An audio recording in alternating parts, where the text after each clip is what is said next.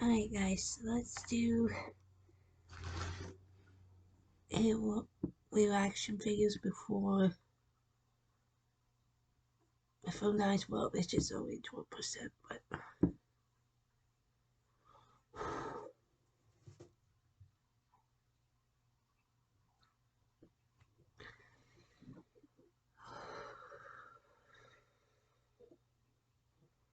okay, let's do the 12 and 13-year-old siblings that killed their stepmom after abuse.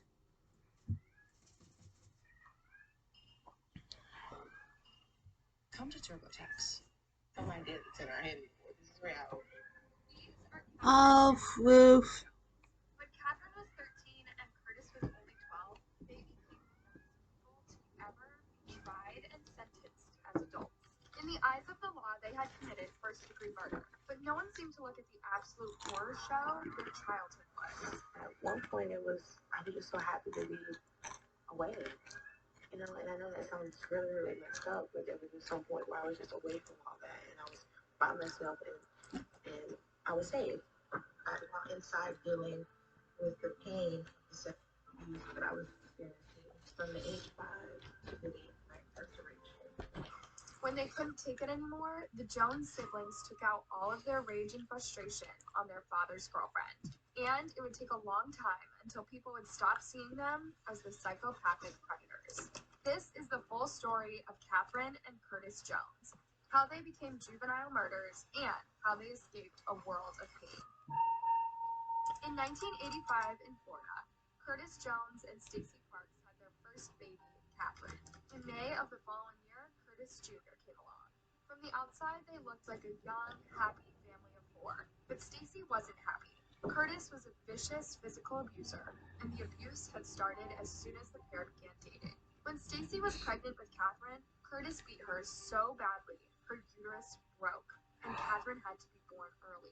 Imagine living in a house like that. And you know how abuse usually only gets worse if it's not addressed? Well, it did. And by 1989, Stacey couldn't take it anymore. She left her family and fled to her parents in Kansas. Her 2 kids were just toddlers at that time, but she couldn't take them with her. It broke her heart, but she left, hoping to reunite with them one day. Sadly, this day would never come. Catherine and Curtis Jr. stayed with their dad. All was well. The kids loved Curtis Sr. deeply, and judging by the photos, they seemed to have a great time together.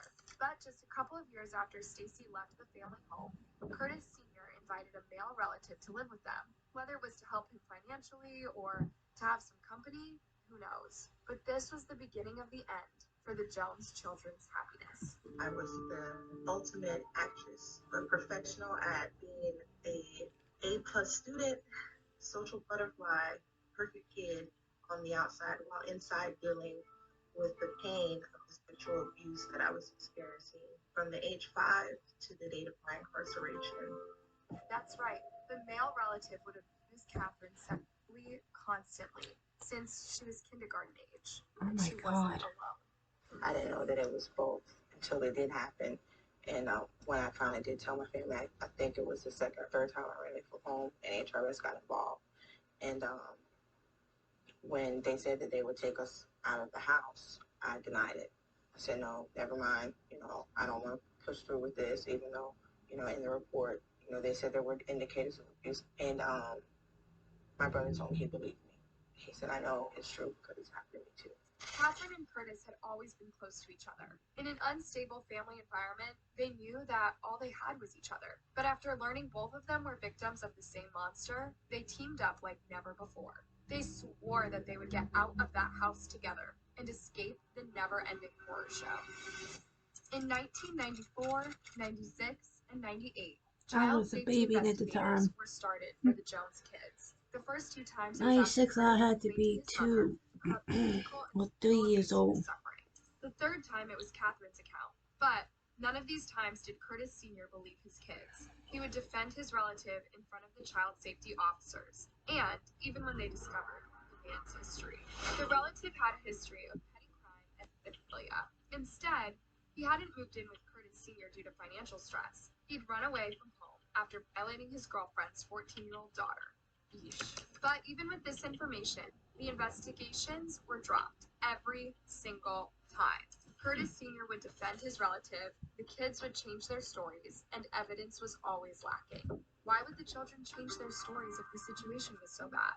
You see, each case was related to just one of the two kids. So if the case was to be finalized, it meant the siblings would be separated.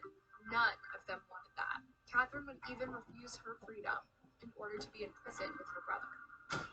By 1999, there were 3 adults living in the Jones household: Curtis Sr., his monstrous relative, and Curtis Sr.'s girlfriend, 29-year-old Sonia Nicole Spites. She was a teaching assistant with a bright smile, but as far as the kids were concerned, she was a monster too.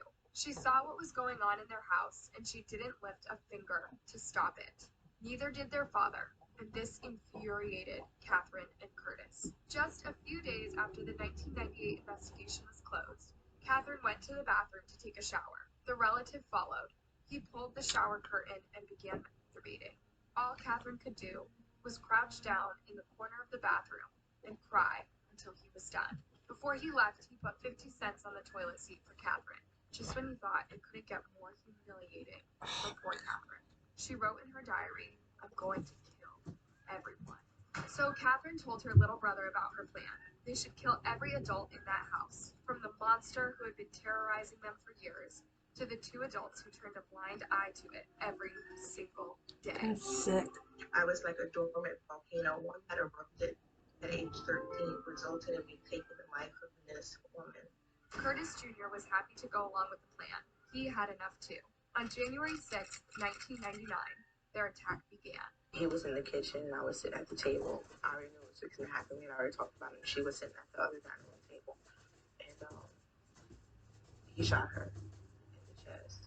And she tried to grab the phone, and I went and took the phone. Curtis fired the gun several times at Nicole until she wasn't moving anymore. But his sister could see him trembling with fear and shock, so she took the gun and fired the last 2 bullets at the patio. Then she cleaned the gun. I actually took the fingerprints off the gun and wiped it down. And I told my brother that he got hysterical. He had an emotional breakdown. Because once again, this is reality now. This isn't some idea that's in our head anymore. This is reality. When Curtis was having a full-blown emotional breakdown, the 2 kids called 911 and reported the murder as an accident. Then they fled the house. I was trying to calm him down, and we ended up leaving the house because of all the blood and stuff that was everywhere. And I called my best friend, and she came and we went to her house, and then we went to another friend's house. And I had told my mother, if anything happens, I did it. You didn't have anything to do with it. The brotherly love and support here was incredible. Catherine was ready to take the blame for Curtis and go to prison on her own. But when the police caught the kids at 7 a.m. the next morning, Curtis took full responsibility for them both. However, they had no idea that the ordeal was far from over.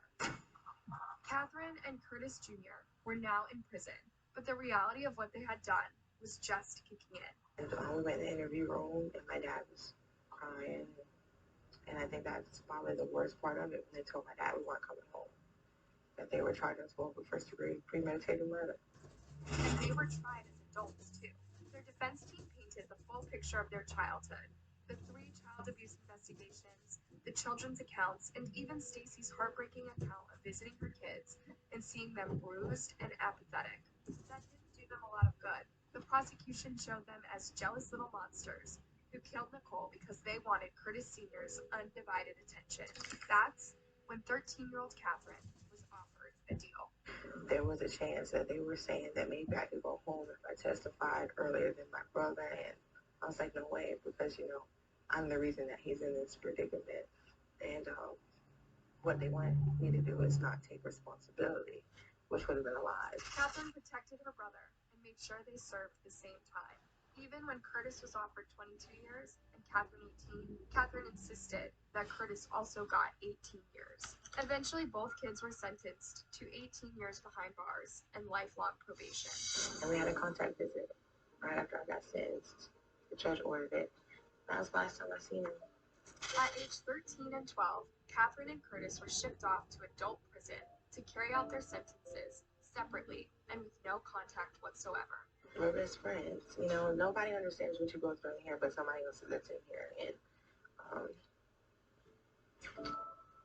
And I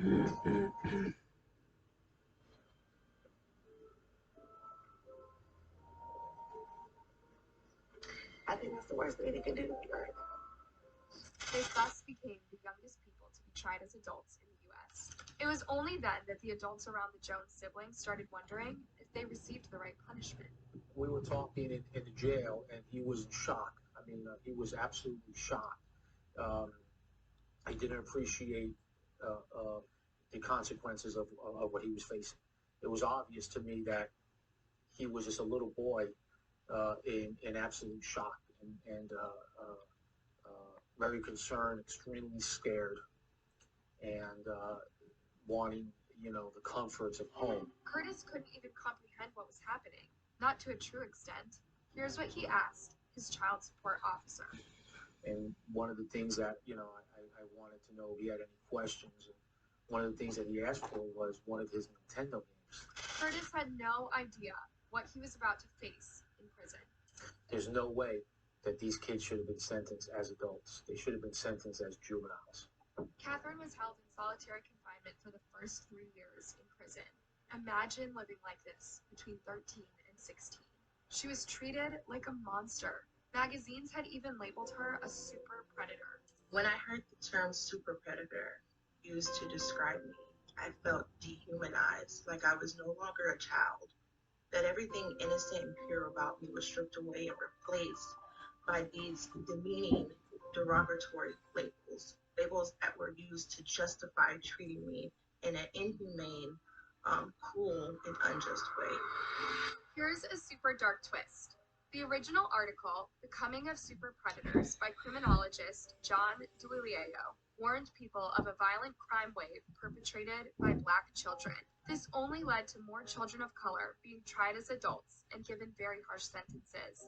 Instead of making sure these children got the right care, therapy, and education, they were thrown in prison for decades, or even life. But this is not a solution.